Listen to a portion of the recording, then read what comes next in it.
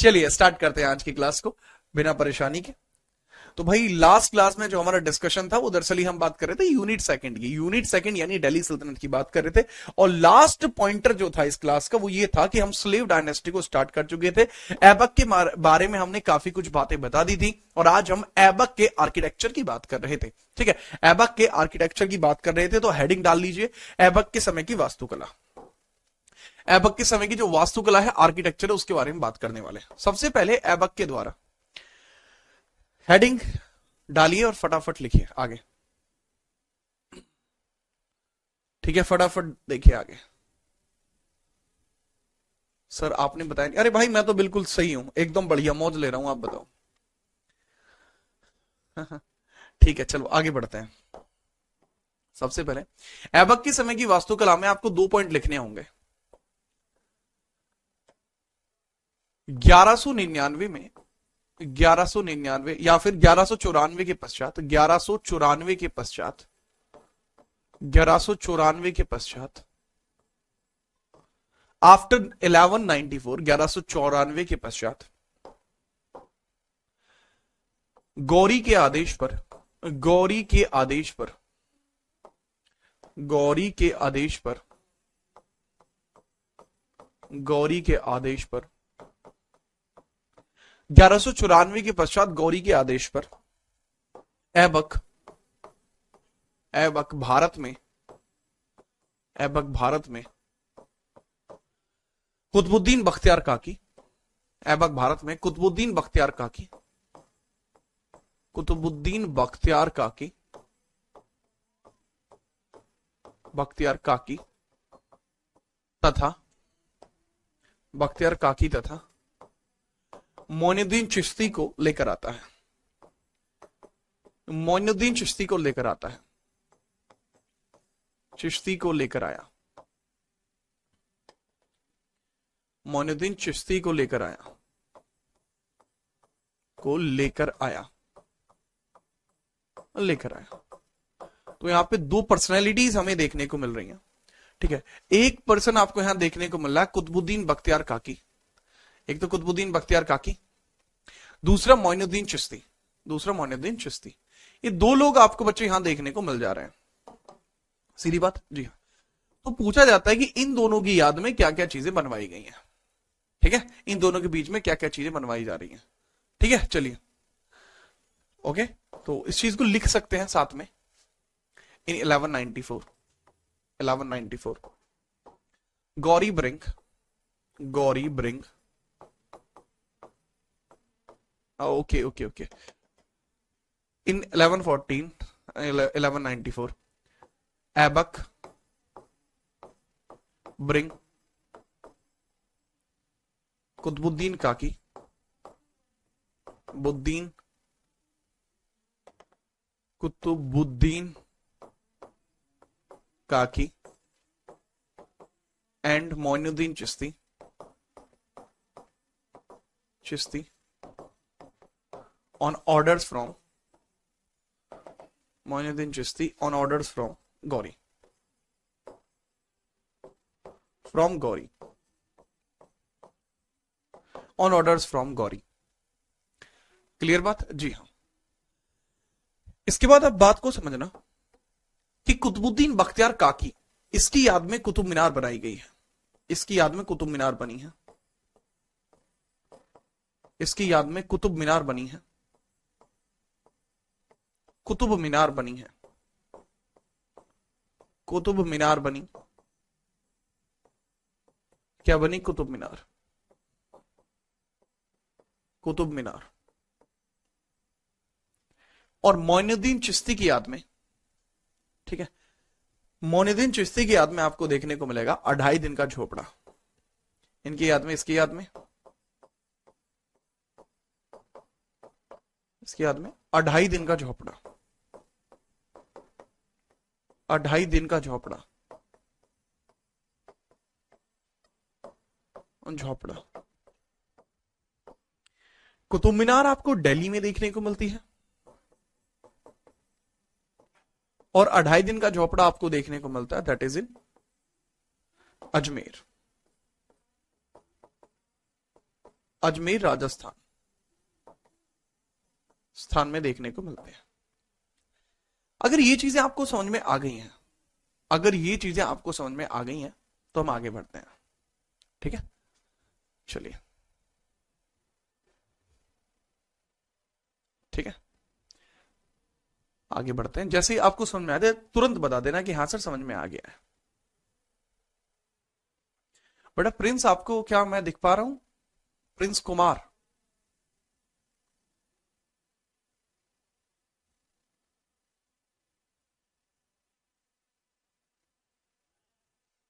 Thank you, thank you. ठीक है, thank you, बहुत बहुत आभार आपका। हम्म,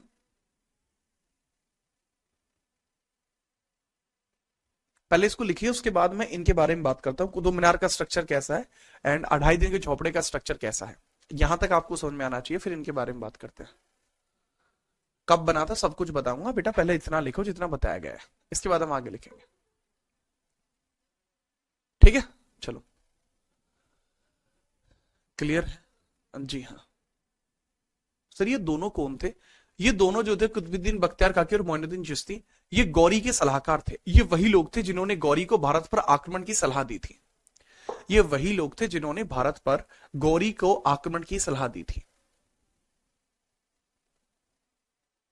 ठीक है, चलो,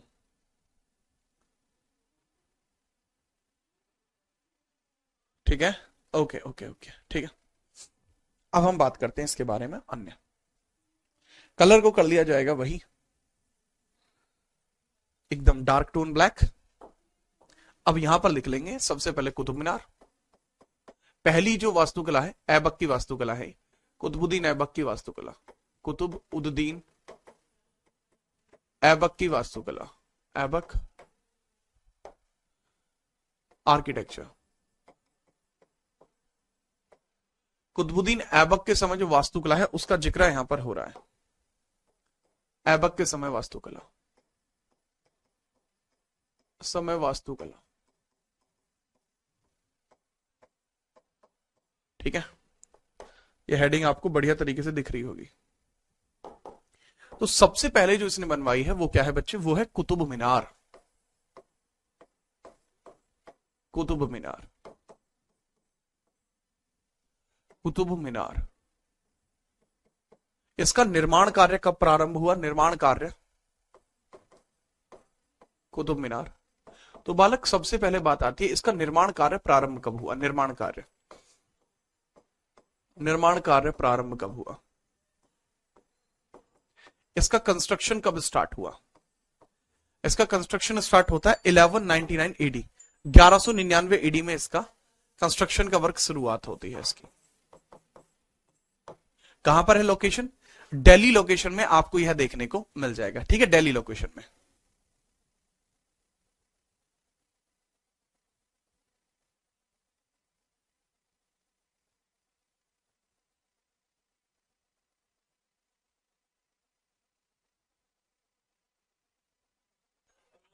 हाँ हाँ, ठीक है, ठीक है। 1199 में इसका एडी में इसकी जो कंस्ट्रक्शन है वो स्टार्ट होती है। दूसरा, कुतुब मीनार की लोकेशन कहां पे? सर लोकेशन है इसकी दिल्ली में, लोकेशन दिल्ली, दिल्ली में लोकेशन है, स्थित कहां है? दिल्ली में। अब इसमें सबसे बड़ा लॉजिकल बात है कि सर ये यूनेस्को में भी शामिल है, ये हम क्यों पढ़ रहे हैं? क्योंकि बच्चे ये यूनेस्को में शामिल है, ये डेट इंपॉर्टेंट है। दूसरा, ये यूनेस्को में शामिल हुआ 1993 एडी में, यूनेस्को लिस्ट में शामिल किया गया। यूनेस्को में शामिल, यूनेस्को में शामिल, यूनेस्को में शामिल किया गया, यूनेस्को में शामिल किया गया, added into UNESCO, added into UNESCO in 1993 AD. पूछा जाता है हाइट कितनी है इसकी? हाइट है इसकी 82.5 मीटर हाइट।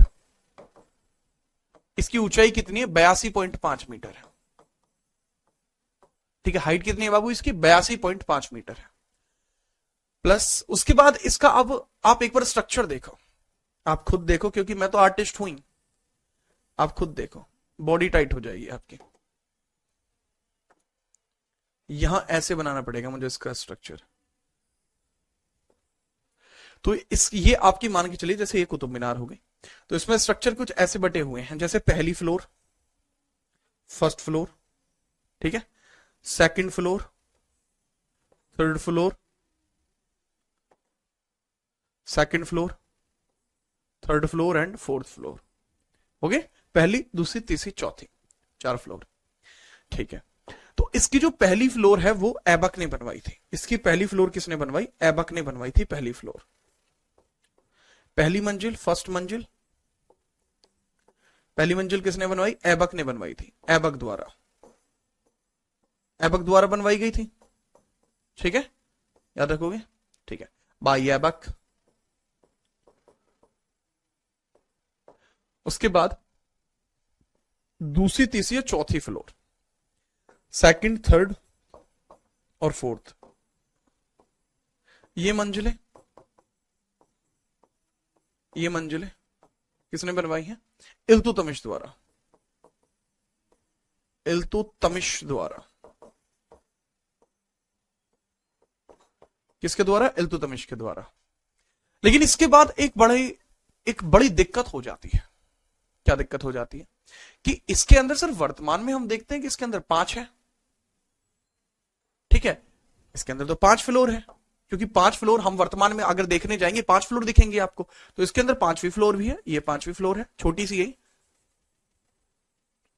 ये आ जाएगी 5th फ्लोर।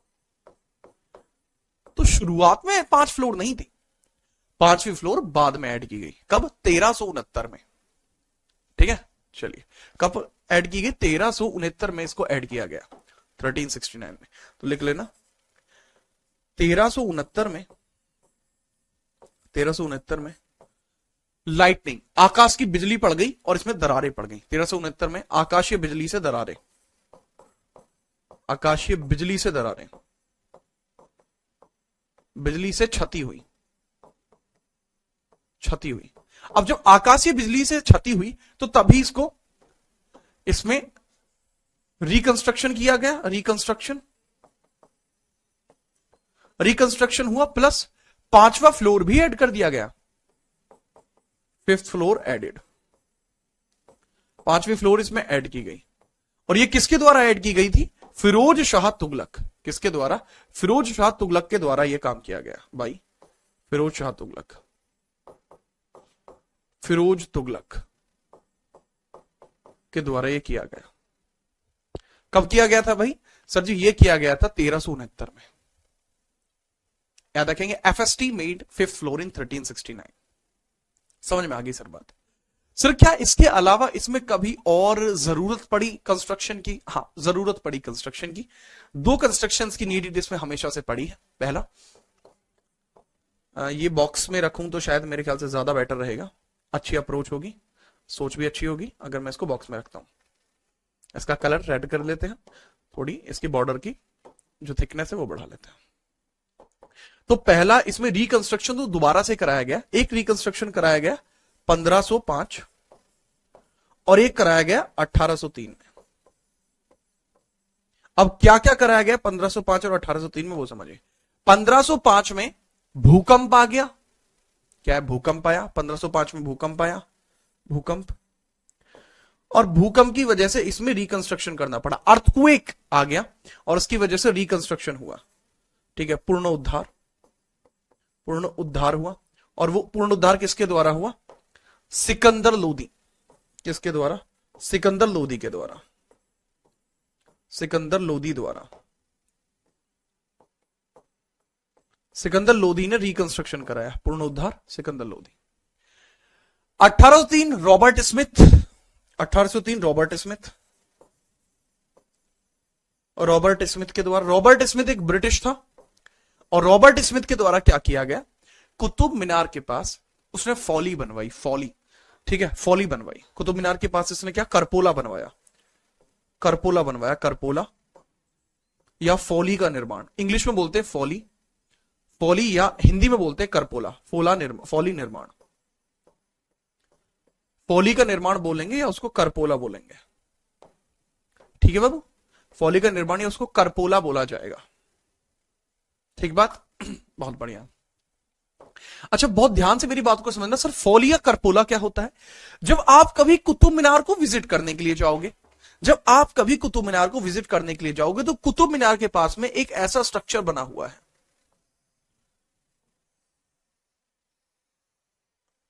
कुतुब मीनार के पास इस प्रकार का एक स्ट्रक्चर बना हुआ है। ठीक है, कुतुब मीनार के नजदीक में है ये स्ट्रक्चर, कुछ इस प्रकार का है। ठीक है, जो बेसिकली इसकी ड्राइंग या आर्टिस्टिक कल्चर को बताता है। जहां आपको पता लगता है इसके बारे में, इसके नजदीक में छोटी छोटी मजारों जैसा है, ये छोटी छोटी मजारों जैसा आपको ये देखने को मिलता है कुतुब मीनार के नजदीक में। इसको कहा जाता है फॉली। यही क्या कहलाता है? ये फॉली या करपोला कहलाता है। कब बना था? 1803 में। किसके द्वारा? रॉबर्ट स्मिथ द्वारा। रॉबर्ट स्मिथ के द्वारा। समझ में आई बात? तो ये आपको देखने को मिल जाएगा। शालू दुबे कह रही हैं कि उन्होंने देखा है, तो बहुत बढ़िया बात है। अगर देखा है तो बेटा ये करपोला है, इसी को फॉली बोलते हैं। तो ऐबक के समय की वास्तुकला, पहली वास्तुकला कुतुब मीनार थी। कुतुब मीनार के बारे में ये डिटेलिंग आपको पता होनी चाहिए। ठीक है, याद रखिए। अगली डिटेलिंग यहां से शुरू होती है कि इसके द्वारा दूसरा स्ट्रक्चर जो रेडी कराया गया, दूसरा स्ट्रक्चर, उसको कहा जाता है 2.5 दिन का झोपड़ा। क्या कहा जाता है? 2.5 दिन का झोपड़ा। 2.5 दिन झोपड़ा। इसका नाम 2.5 दिन का झोपड़ा क्यों बना? क्योंकि यहां पहले संस्कृत विश्वविद्यालय था। ठीक है, यहां संस्कृत विश्वविद्यालय था। यहां संस्कृत विश्वविद्यालय था। विश्वविद्यालय था। और जो संस्कृत विश्वविद्यालय था उसको 2.5 दिन में तोड़ा गया था। उसको 2.5 दिन में तोड़ा गया। संस्कृत विश्वविद्यालय था, उसको 2.5 दिन में तोड़ा गया। 2 कंप्लीट 1/2, यानी 2.5 दिन में तोड़ा गया। 2.5 दिन में तोड़ा। ठीक है, ऐसा कहा जाता है कि 60 आवर्स लगे थे। 2.5 दिन बेटा, यानी 60 आवर्स, 60 घंटे। 60 घंटे में इसको तोड़ा गया, जिस वजह से इसको 2.5 दिन नाम मिला। जिस वजह से इसको एक नाम मिला 2.5 दिन। यहां जो संस्कृत विश्वविद्यालय था, इसकी दीवारों पर संस्कृत भाषा देखने को मिलती है। दीवारों पर संस्कृत भाषा। और पूछा जाता है कि दीवारों पर एक नाटक भी लिखा हुआ है। दीवारों पर नाटक कौन सा है? सर दीवारों पर जो नाटक है वो है हरिकेली नाटक। हरिकेली नाटक है दीवारों पर, संस्कृत भाषा का हरिकेली नाटक है। विग्रहराज फोर्थ के द्वारा बनवाया गया था। किसके द्वारा बनवाया गया था? विग्रहराज फोर्थ के द्वारा। ये जो मंदिर, ये जो संस्कृत विश्वविद्यालय था, इसको विग्रहराज फोर्थ के द्वारा बनवाया गया था। विग्रहराज फोर्थ द्वारा बनवाया गया था। विग्रहराज फोर्थ के द्वारा बनवाया उसको गया था।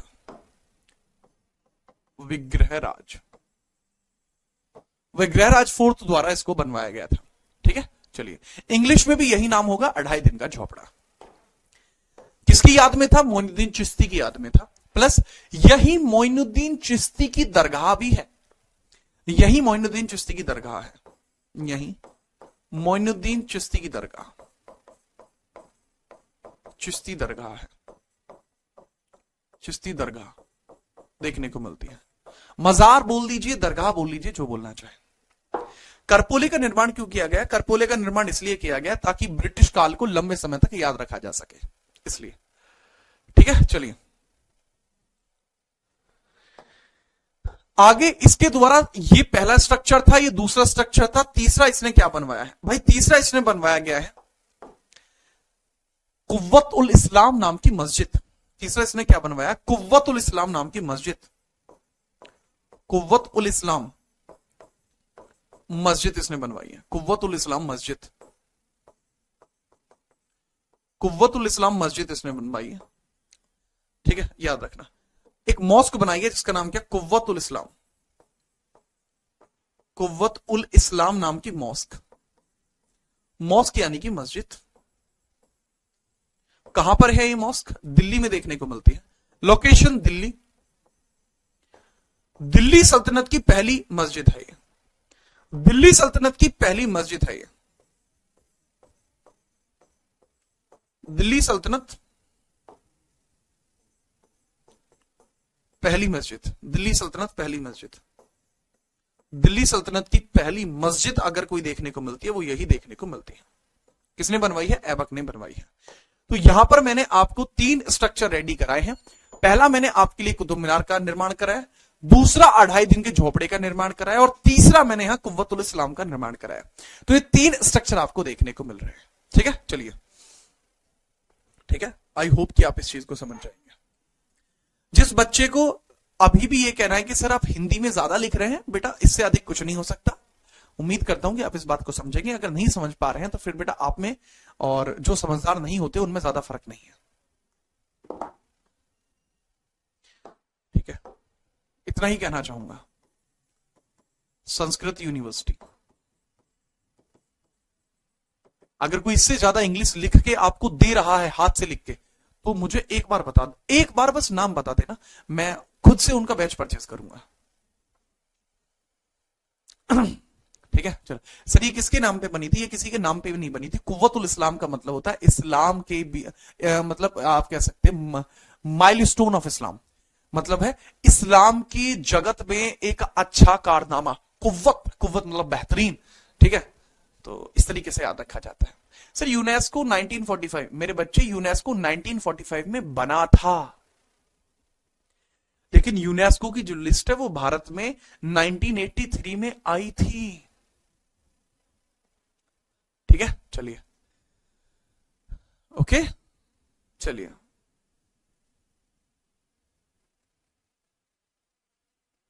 ठीक है। आदिल अली, तो फिर बेटा आप यहां क्या कर रहे हो? ठीक है, लिखने से सब कुछ नहीं होता लाडले, लोग लिख के लेके आते हैं, लिख के लेके आते हैं लोग। ठीक है, मुझे लिख के लेके आने में आपके सामने एक्टर नहीं हूं भाई मैं। I am never a actor, मैं एक्टर नहीं था कभी भी। थोड़ा एक बार देखिए फिर आगे बढ़ते हैं बाबू।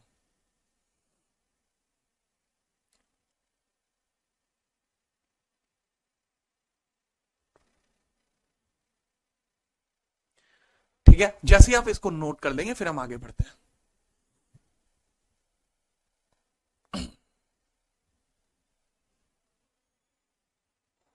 किसने बनवाया था? बेटा अगर आप इतना भी दिमाग नहीं लगा सकते आपका ये किसने बनवाया था, तो फिर आप रहने दो बेटा, क्योंकि यहाँ कुतुबुद्दीन ऐबक आर्किटेक्चर, ऐबक के समय वास्तुकला ऐबक ने ही सारी बनवाई है। अगर आप फिर भी नहीं लिख पा रहे हो तो बेकार है जी। अगर आप फिर भी इतना सब देखने के बाद भी नहीं लिख पा रहे हो तो बेटा बिल्कुल बेकार है।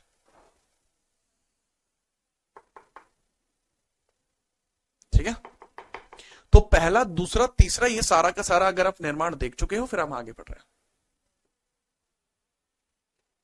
ठीक है, चलो भैया, नेक्स्ट। अब यहां पे समझना, ऐबक ने अपने शासनकाल में अपने शासन को काफी अच्छा रखने की कोशिश की और काफी हद तक उसने अपने शासन को अच्छा रखा भी। अब यहां ऐबक के बारे में लिख रहे हैं। ऐबक के शासनकाल में, ऐबक के शासनकाल में, शासनकाल में, ऐबक के शासनकाल में ऐबक ने, ऐबक ने, ऐबक के शासनकाल में ऐबक ने कभी खुद को सुल्तान नहीं कहा, ने कभी खुद को सुल्तान नहीं कहा, खुद को सुल्तान नहीं कहा, सुल्तान नहीं कहा, नहीं कहा। ऐबक के शासनकाल में ऐबक ने कभी खुद को सुल्तान नहीं कहा। उसके द्वारा, उसके द्वारा खुद को, उसके द्वारा खुद को गौरी का सिपह सलार कहा गया। खुद को क्या कहा गया? खुद को गौरी का सिपह सलार कहा गया, सिपह सलार कहा गया, सिपह सलार कहा गया। इस चीज का मतलब क्या है? इस चीज का मतलब यह है कि वो खुद को यह कहता था कि मैं जो हूं, मैं कभी भी राजा या सुल्तान नहीं बनूंगा, मैं कभी भी राजा या सुल्तान नहीं बनूंगा, मैं हूं गौरी का सिपह सलार। उसने अपने आप को गौरी का सिपह सलार कहा। कभी वो तख्त पे नहीं बैठा, उसने तख्त पर हमेशा गौरी की जूतियां रखी। क्योंकि वो बहुत ज्यादा एहसान मानता था गौरी का, ऐबक गौरी का बहुत ज्यादा एहसान मानता था। ठीक है, याद रखना, इसलिए उसने कभी खुद को सुल्तान नहीं कहा। प्लस दूसरा, जो ऐबक था, ऐबक तख्त पर गौरी की जूतियां रखता था। ऐबक तख्त पर गौरी की जूतियां रखता था, गौरी की जूतियां रखता था, रखता था। ठीक है, इस चीज को लिख लेंगे। Aibak put Ghori, Aibak put Ghori valleys on throne. ठीक है, ये पहला पॉइंट। ठीक है, Aibak never adopted, never adopted sultan title, sultan title, sultan title, never adopted sultan title. ठीक है, याद रखना। ठीक है, ये चीज कुछ इस प्रकार से आपको देखने को मिल जाएगी। Aibak never adopted sultan title.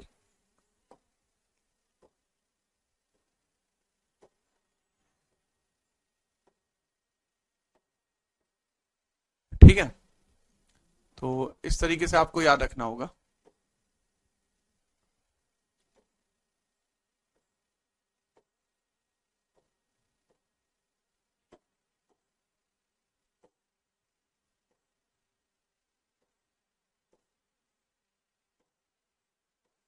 ये तो मस्त चीज है यार, ये तो मुझे मजा आ गया, जी मुझे पता लग गया।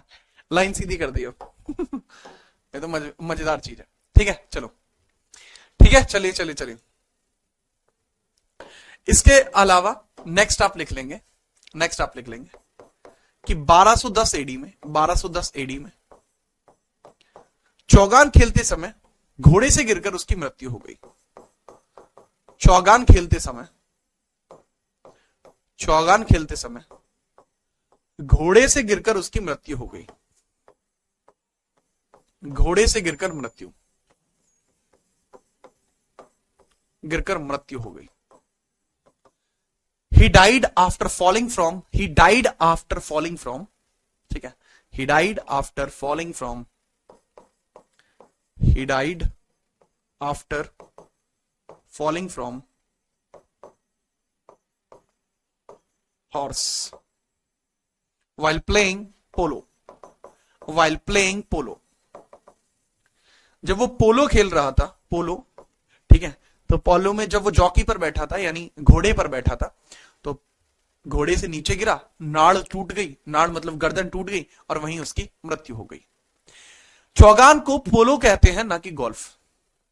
पोलो खेलते समय 1210 एडी में उसकी मृत्यु हो गई। इसकी मृत्यु के बाद अब पद पे बैठेगा कौन, इसकी मृत्यु के बाद अगला रूलर कौन बनेगा, ये एक बड़ा सवाल था। ऐबक की मृत्यु के बाद तख्त के दो दावेदार हुए, चौगान यानी पोलो। ठीक है, इसको कहां दफनाया गया, इसको लाहौर में दफनाया गया। अब इसकी मृत्यु के बाद इसके उत्तराधिकार के, इसके दो उत्तराधिकारी देखने को मिले। इसके बाद, इसके बाद अगला रूलर, अगला शासक इसका बेटा बन गया। अगला शासक इसका बेटा बना, इसका बेटा आराम शाह बन गया। आराम शाह बना, आराम शाह बना, आराम शाह बना। His son Aram Shah became ruler after his death. His son आराम शाह। तो सक्सेसर कौन बना इसके बाद, सक्सेसर कौन बना इसके बाद, हम देखा। हाँ, एक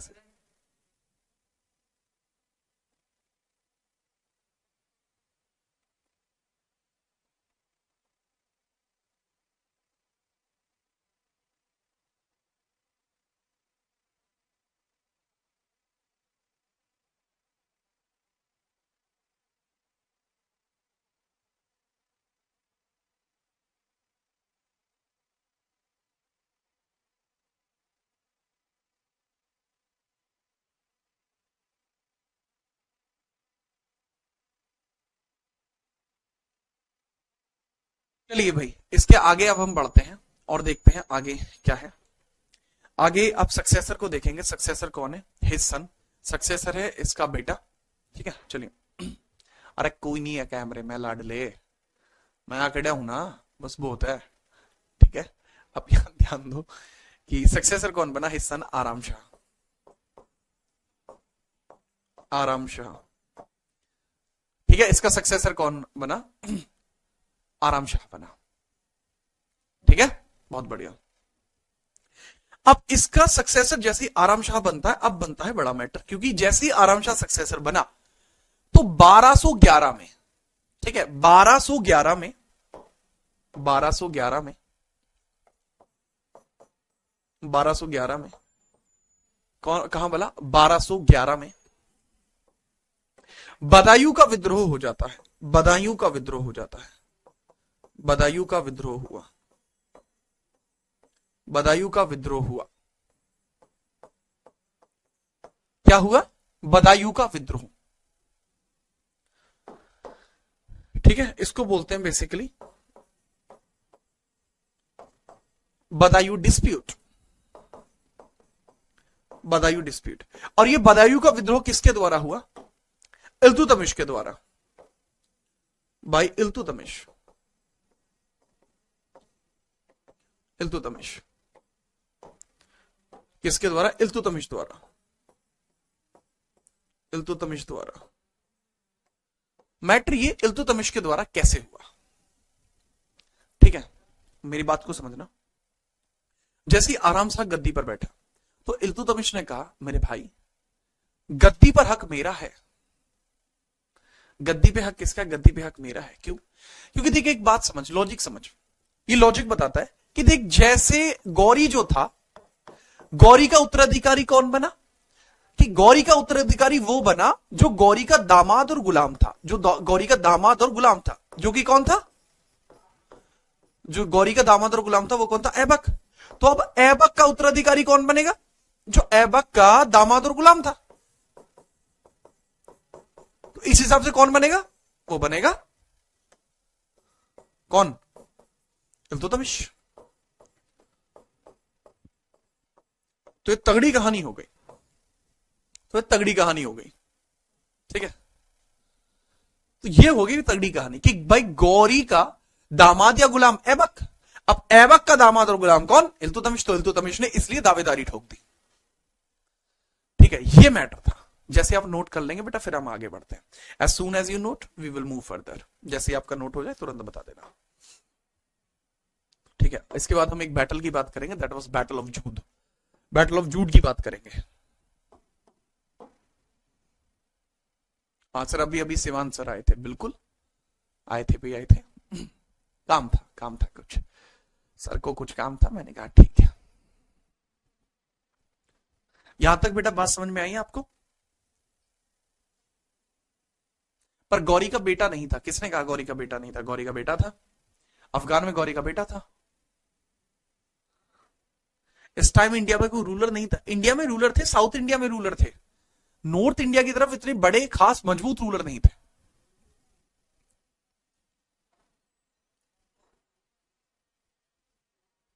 ठीक है, थैंक यू अनु। ठीक है, हो गया सर। सर आपने कुर्ता पहना है क्या? अरे नहीं भाई, सब शर्ट है, शर्ट खिंचवा दी। ठीक है सर, ये तो जीजा साले लड़ रहे हैं। हाँ भाई, जीजा साले जो है वो लड़ रहे हैं, ये चक्कर है फिर है। चलिए, हाँ स्टैटिक, अरे पढ़ लो, पुराने बैच में पढ़ी है मेरी स्टैटिक। ठीक है, आगे बढ़ो, यहां ध्यान दो। ठीक है, जैसे आपको ये चीज समझ में आ जाए देन आप आगे बढ़ेंगे। तो 1211 में होता है आपका बैटल ऑफ जूड। 1211 में क्या होता है? अच्छा यहां पे समझ लेना, 1211 में क्या होता है? Battle of Jud. Battle of Jud होता है। बैटल ऑफ जूड होता है। और बैटल ऑफ जूड जो है किस किस के बीच में हुआ? बैटल ऑफ जूड, जूड का युद्ध किस किस के बीच में हुआ है? जूड का युद्ध। इसको बैटल ऑफ जूड क्यों कहते हैं? क्योंकि जूड एक स्थान है। जूड क्या है? जूड एक स्थान है, स्थान। जूड क्या है बेटा? जूड एक स्थान है। Battle of Jud. Battle of Jud होता है, और बैटल ऑफ जूड किस किस के बीच में हुआ? एक तरफ तो हो गया आराम शाह, और एक तरफ हो जाएगा इल्तुतमिश। इल्तुतमिश के पास लोगों का सपोर्ट था, ठीक है, याद रखना। इल्तुतमिश के पास लोगों का सपोर्ट था, इसलिए इल्तुतमिश जीत गया। रीजन क्या था? कि आराम शाह एक अयोग्य शासक था, आराम शाह एक फीबल रूलर था, एक अयोग्य शासक था, इसमें दम नहीं, क्षमता नहीं थी यार, इसमें अयोग्य शासक था। क्योंकि सुल्तान बनने के लिए गर्दन और इरादे दोनों मजबूत होने चाहिए, इसके पास कुछ नहीं था। और इस बैटल को कौन जीतता है? इस बैटल को इल्तुतमिश इस बैटल को जीत जाता है। Iltutmish won the battle. Iltutmish के द्वारा यह युद्ध जीत लिया गया, वॉन। इल्तुतमिश के द्वारा यह युद्ध जीत लिया गया। उसके बाद तीसरा शासक कौन बनता है? गुलाम वंश का तीसरा शासक कौन बनता है? इसके बाद गुलाम वंश का तीसरा शासक आपको देखने को मिलेगा। गुलाम वंश का तीसरा शासक आपको देखने को मिलता है। कि तीसरा शासक कौन देखने को मिलता है? इल्तुतमिश। इल्तुतमिश, ठीक है, इल्तुतमिश। पूरा नाम इल्तुतमिश इलबरी था, ठीक है। इस शमशी भी बोल सकते हैं आपको, शमशी भी इसको बोला जाता है, बहुत सारी किताबों में इसको शमशी लिखा गया है, ठीक है। तो इसका पूरा नाम क्या था? पूरा नाम क्या था? इल्तुतमिश इलबरी। इल्तुतमिश इलबरी। इलबरी, इलबरी, इलबरी इसकी डायनेस्टी थी, इलबरी इसका वंश था। इलबरी, इलबरी इसका वंश था। इलबरी इसका क्या था? वंश था, वंश। इसका वंश कौन सा था? इलबरी था। कुछ किताबों में इलबरी वंश को शमशी वंश भी लिखा गया है। इसके वंश को इलबरी के साथ साथ शमशी वंश भी लिखा गया, शमशी वंश। शमशी वंश भी लिखा गया, मॉडर्न किताबों में शमशी वंश लिखते हैं, शमशी डायनेस्टी। तो इलबरी डायनेस्टी बोल लीजिए, शमशी डायनेस्टी बोल लीजिए, कुछ भी बोल सकते हैं, ठीक है। चलो, तो यहां इल्तुतमिश आपको गद्दी पर बैठा हुआ देखने को मिलेगा। अब इल्तुतमिश के बारे में अगर मैं बात बताऊं, वो हम नेक्स्ट पेज से इल्तुतमिश की ही बात करना शुरू करेंगे, ठीक है। चलिए, आराम शाह की हत्या कर दी गई। जी हां, आराम शाह की हत्या कर दी गई, जिसकी हत्या कर दी गई, आराम शाह की हत्या कर दी गई। आराम शाह की क्या कर दी गई बाबू? हत्या कर दी गई, किल्ड, ठीक है। चलिए,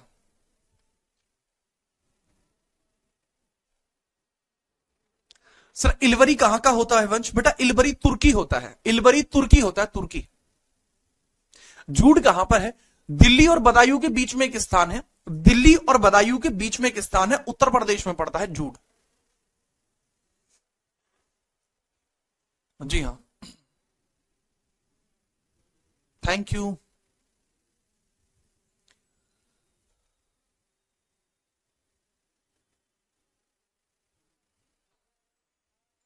ठीक है, चलो।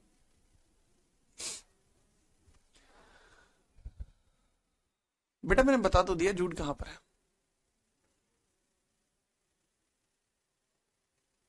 अरे बोल तो दिया, यूपी में है, बदायूं और दिल्ली के बीच में स्थान है, यूपी में जूड देखने को मिलता है आपको।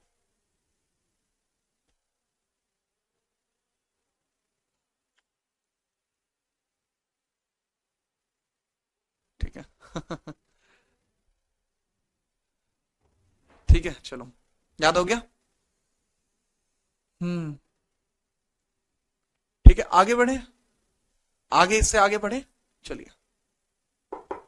हाँ, याद रखिएगा, युद्ध नहीं जिनके जीवन में, वो भी बड़े अभागे होंगे, या तो प्रण को तोड़ा होगा या फिर रण से भागे होंगे, ठीक है। तो ये भी खतरनाक बात है। इसके बाद हम आगे बढ़ते हैं, इस सब के बाद हम बढ़ते हैं नेक्स्ट, इल्तुतमिश। हेडिंग डाल लीजिए, तीसरा रूलर है गुलाम वंश। गुलाम वंश, slave dynasty, slave dynasty. And slave dynasty के बाद इसमें डालिए आप किसको बोला? इल्तुतमिश को, इल्तुतमिश को डाल लीजिए, इल्तुतमिश। इल्तुतमिश, इल्तुतमिश आप हेडिंग डाल लीजिए। अब इल्तुतमिश के बारे में अगर हम बात बताएं कि भाई इल्तुतमिश जो है इसका कार्यकाल कितना रहा है, सर इल्तुतमिश का कार्यकाल 1211 से लेके 35 तक, 1211 से लेके 35 तक, ठीक बात है जी सर। अब इल्तुतमिश जो है सबसे पहले इसके जीवन का सबसे इंपॉर्टेंट काम आप समझेंगे जो उसने बहुत खतरनाक तरीके से करा था। 3 काम लिखवाऊंगा, उसके बाद इसके द्वारा किए गए प्रमुख काम लिखवाऊंगा, लेकिन पहले 3 काम जरूरी है। पहले समझिए 1215 में इल्तुतमिश के द्वारा, 1215 में इल्तुतमिश के द्वारा तराइन का तृतीय युद्ध लड़ा गया। ठीक है, लिखिए। अनिल बेटा मैं क्या कहूं तुमसे, आपने तो मुझे निशब्द कर दिया, आप थोड़ा सा अपना भी दिमाग लगा लो। ठीक है, तो अब ये समझना 1215 में तराइन का तृतीय युद्ध लड़ा गया। इसके द्वारा क्या किया गया, तराइन का तृतीय युद्ध लड़ा गया, तराइन तृतीय युद्ध लड़ा गया, Tarain third battle, Tarain third battle लड़ा गया, यानी तराइन का तृतीय युद्ध, तराइन तृतीय युद्ध इसके द्वारा लड़ा गया। यार ये स्ट्रेटेजिकली ना एक एडवांस पर्सन था, काफी खतरनाक रहा है। जो बच्चे कह रहे हैं सर यहां 36 लिख लेना, बेटा 36 लिखने की जरूरत नहीं है, 35 लिख लेना। 36 लिखना चाहते हो गलत नहीं है, जो बच्चा 1211 से 36 लिखना चाहता है गलत नहीं है बेटा, लेकिन 35 लिख लो आप, ज्यादा बढ़िया रहेगा। 35 लिख लो, 36 लिखना चाह रहे हो गलत नहीं है, ठीक है, याद रखना। अब तराइन के तृतीय बैटल किस किस के बीच में हुआ था, एक तरफ आपको देखने को मिल जाएगा इल्तुतमिश, और इल्तुतमिश के अगेंस्ट में जो बंदा आपको देखने को मिल जाएगा that is Yalduz, Yalduz plus Qubacha, Yalduz plus Qubacha आपको देखने को मिल जाएंगे दोनों तरफ। ठीक है, चलते फटाफट से, कौन कौन देखने को मिल जाएंगे, यल्दौज एंड कुबाचा। इस बैटल को कौन जीतेगा, इल्तुतमिश इस बैटल को जीत लेगा, इल्तुतमिश उस बैटल को जीत लेगा। और इसके बाद वो कहां कर लेगा, इसके बाद वो कब्जा कर लेगा मुल्तान पर, कैप्चर्ड मुल्तान। उसके बाद इसने मुल्तान पर कब्जा कर लिया, मुल्तान पर कब्जा,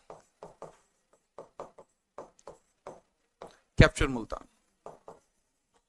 तो जैसे ही इसने मुल्तान पर कब्जा कर लिया तो इन दोनों का जो डर था वो खत्म हो गया, इन दोनों का जो डर था वो खत्म हो गया कि हाँ ये कब्जा कर सकते हैं लाहौर पर। ठीक है, क्या लाहौर पर कब्जा कर सकते हैं, ये मैटर हो सकता था। लेकिन इसी वजह से क्योंकि ये मैटर इसने खत्म कर दिया तो इसके बाद उसने अपनी राजधानी को भी दिल्ली बना लिया, इसके बाद इसने अपनी राजधानी को भी दिल्ली बना लिया। इसके बाद लिख लेना, इसके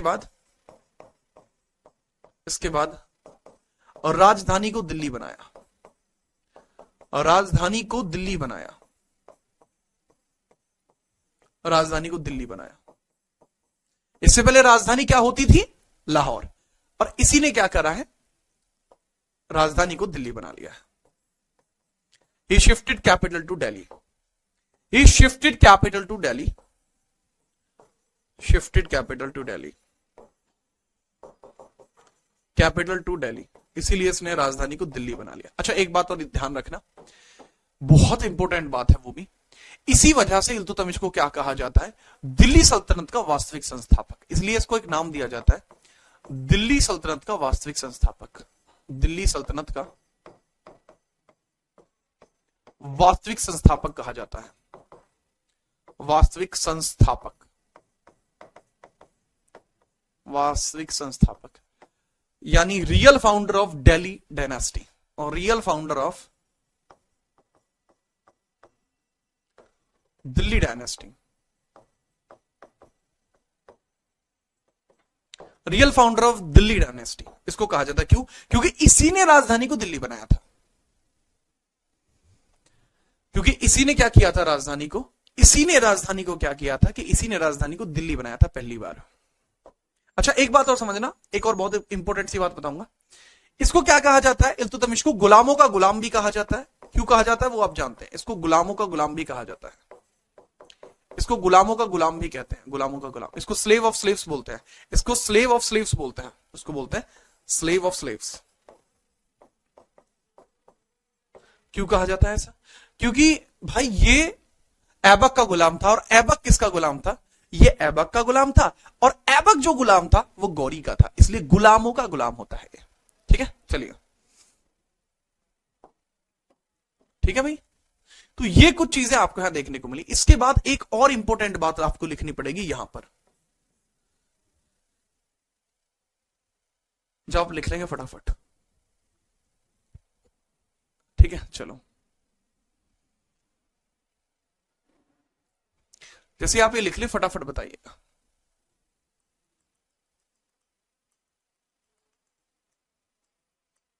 जैसे आप लिख लेंगे फिर हम आगे बढ़ेंगे।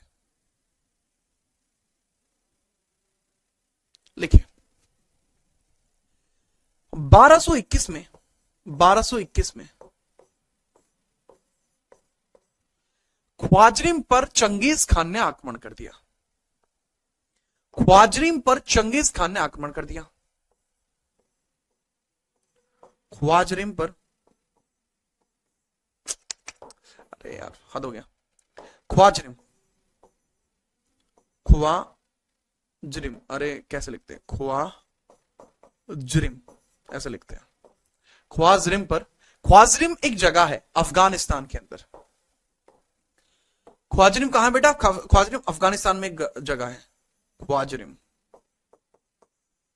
ख्वाजरिम, ख्वाजरिम मैंने जैसा बताया ये अफगान में एक जगह है, अफगान की जगह है, अफगान में जगह है, अफगानिस्तान में एक जगह है। ख्वाजरिम पर आक्रमण किया किसने? 1221 में ख्वाजरिम पर आक्रमण किया। ख्वाजरिम पर आक्रमण किया। आक्रमण किसके द्वारा आक्रमण किया? किसने? चंगेज खान ने। चंगेज खान ने आक्रमण किया था। चंगेज खान को इंग्लिश में कहा जाता है गेंगिस खान। क्या कहा जाता है? Genghis Khan. तो गेंगिस खान के द्वारा आक्रमण किया जाता है ख्वाजरिम पर। तो ख्वाजरिम का जो रूलर है, ख्वाजरिम का जो रूलर है वो कौन था? रूलर है वो कौन था? मंगबरनी। पूरा नाम जलालुद्दीन मंगबरनी। जलालुद्दीन मंगबरनी। तो यहां पर एक बैटल होता है Jalaluddin Mangbarni versus Genghis Khan के बीच में। इसमें गेंगिस खान बहुत बुरी तरीके से हराता है जलालुद्दीन मंगबरनी को। तो इस बैटल को कौन जीतता है? चंगेज खान इस बैटल को जीत जाता है। चंगेज खान इस बैटल को जीत जाता है। ठीक है। तराइन का बैटल कहां पे हुआ था बेटा? तराइन का बैटल तराइन में हुआ था। तराइन जगह है।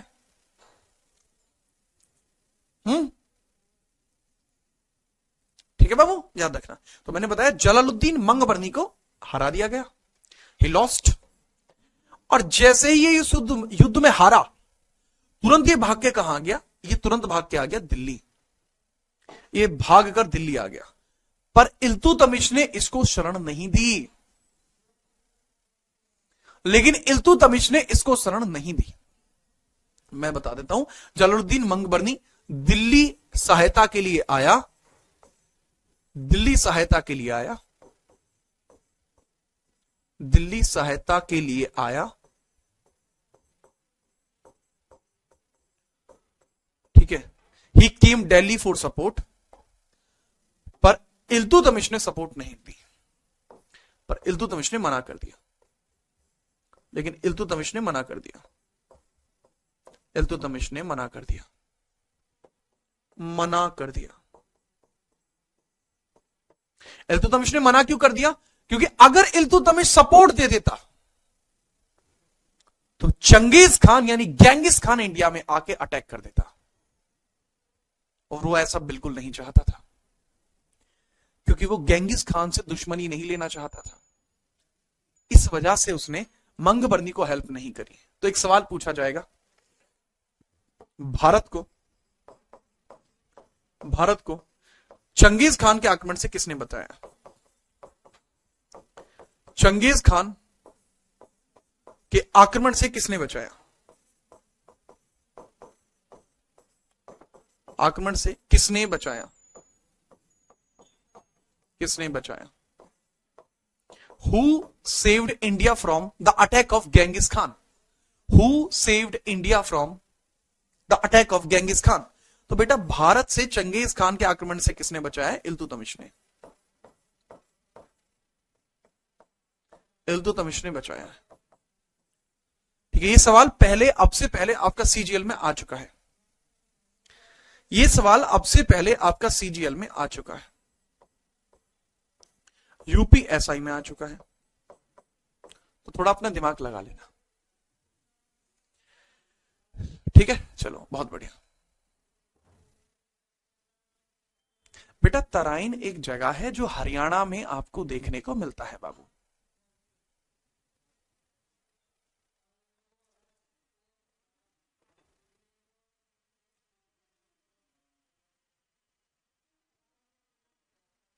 बहुत बढ़िया दीपक कुशवाहा, आपकी तो बात ही अलग है। बेटा तमैचुन एक एम्पायर होता है, वो दूसरा एम्पायर है। गेंगिस खान एक आक्रमण करता था, मंगोल वंश से बिलोंग करता था, चाइना के अंदर ही रहता था। ठीक है, और इसकी जो डायनेस्टी वो तैमूचिन डायनेस्टी, मंगोलियन डायनेस्टी आप बोल सकते हैं। ठीक है, लेकिन वो आपको पढ़नी नहीं है, आपको सिर्फ इतना याद रखना है कि गेंगिस खान भारत पे आक्रमण करने के लिए आया था। गेंगिस खान अपने समय का सबसे दबदबाशील व्यक्ति था। अगर वो कहीं पर आक्रमण करता था तो वहां की महिलाओं का रेप करना, वहां के लोगों की हत्या कर देना, लोगों को बंदी बना लेना, ये सब चीज होती थी। लेकिन एक चीज थी कि वो बहुत कम बंदी रखता था, नो प्रिजनर्स। नो प्रिजनर्स, कैदी बनाता था, उनकी साथ के साथ वहीं हत्या कर देता था जहां उनको कैदी बनाया गया है। नो प्रिजनर्स पॉलिसी थी इसकी कि हम लोगों को कैदी बना के नहीं रख सकते, हम साथ के साथ उनको आत्मा का परमात्मा से मिलन करा देंगे। Sir why maximum war take places in Haryana? Because of its geographical condition my boy. ये सवाल आ चुका है यूपीएससी में कि ज्यादातर युद्ध हरियाणा में क्यों हुए थे? क्योंकि हरियाणा की जो ज्योग्राफिक कंडीशन है वो युद्ध जैसी है, खुले मैदान आपको देखने को मिल जाएंगे, प्लस वहां सारे के सारे नेचुरल रिसोर्सेज हैं जो बैटल के लिए जरूरी होते हैं। प्लस हरियाणा के नजदीक में आपको सुल्तानपुर और कालेश्वर नेशनल पार्क का एरिया देखने को मिलता है जहां हाथी हुआ करते थे, तो बैटल में आसानी से उनको लेके आया जा सकता था। तो ये चीजें थोड़ी थी बेटा, याद रखेंगे इसमें। ठीक है, एक बार मैं दोबारा बता देता हूं कि मैंने इसके बारे में क्या क्या बताया है। ठीक है, थोड़ा ध्यान दीजिए। ख्वाजरिम गधों की तरह मत पूछो कि आदमी कौन था। ख्वाजरिम अफगानिस्तान में एक जगह है, बात को समझिए। इल्तुतमिश बेटा कार्यकाल शुरू होता है 1211 से लेके 35 या 36, जो मान सकते हैं। 1215 में तराइन तृतीया का बैटल इल्तुतमिश के द्वारा यलदौज और कुबाचा से लड़ा गया, जिसमें कौन जीतता है? इल्तुतमिश। इल्तुतमिश इस युद्ध के बाद मुल्तान पर कब्जा कर लेता है और इसी युद्ध के बाद इसने अपनी राजधानी को दिल्ली बनाया। इसी कारण से कहा जाता है कि दिल्ली सल्तनत का वास्तविक संस्थापक इल्तुतमिश है, और इल्तुतमिश को गुलामों का गुलाम भी कहा जाता है। इसके अलावा जो इल्तुतमिश था उसके जीवन का सबसे महत्वपूर्ण एक और युद्ध हुआ जो पूरा हो ही नहीं पाया। जैसे 1221 में ख्वाजरिम नाम की जगह है जो अफगानिस्तान में है, ख्वाजरिम पर चंगेज खान ने आक्रमण कर दिया। ख्वाजरिम का जो रूलर है जलालुद्दीन मंगबरनी, वो चंगेज खान से हार जाता है, और चंगेज खान से हारकर वो भारत में दिल्ली सहायता के लिए आता है, लेकिन इल्तुतमिश इसको मना कर देता है, और इसी प्रकार से इल्तुतमिश भारत को चंगेज खान के आक्रमण से बचाता है। बेटा ये बात है, ठीक है, याद रखिएगा। ठीक है, आगे बढ़ते हैं। अगर ये आपको नोट हो गया है देन हम आगे बढ़ते हैं इल्तुतमिश के बारे में बाकी बातें। ठीक है, चलो, या आज की क्लास को हम यहां पे रोकते हैं, कल की क्लास में हम इल्तुतमिश के बारे में बाकी बातें देखेंगे। हाँ बेटा, पीडीएफ अपडेट कर दिया गया है, आपको वो जल्दी से जल्दी ही मिल जाएगा, निश्चिंत रहिए। ठीक है, बढ़िया, पीडीएफ मैंने बोल दिया आपको मिल जाएगा, निश्चिंत, क्यों टेंशन ले रहा हूं। बाकी बढ़िया, बाकी कोई और टेंशन है क्या आपको तो बताइए फटाफट।